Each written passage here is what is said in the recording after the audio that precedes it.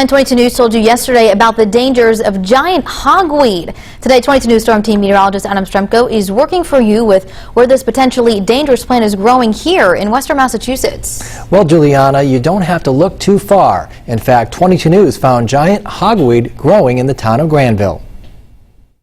Well, the story, as I understand it, is a group of a garden group went on a field trip to somewhere in western Pennsylvania in the early 70s, and they brought it back thinking it was a high-growing ornamental like sunflowers, and they had no idea that it was an invasive species and had the health risks that it does. Giant hogweed has white flowers with a thick stalk that can be up to 15 feet long. The town of Granville has been working to get rid of the plant over the last 12 years. The U.S. Department of Agriculture puts giant hogweed near the top of its federal noxious weed list. It even ranks higher than poison ivy, poison oak, and poison sumac in respect to being a public health hazard.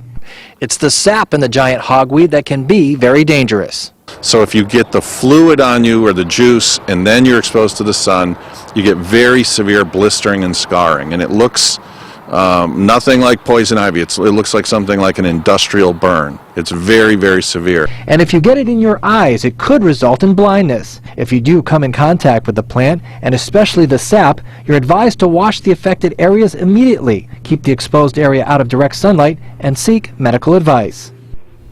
Now, if you think you have giant hogweed on your property, you should report it to the public health officials in your town to get it removed professionally.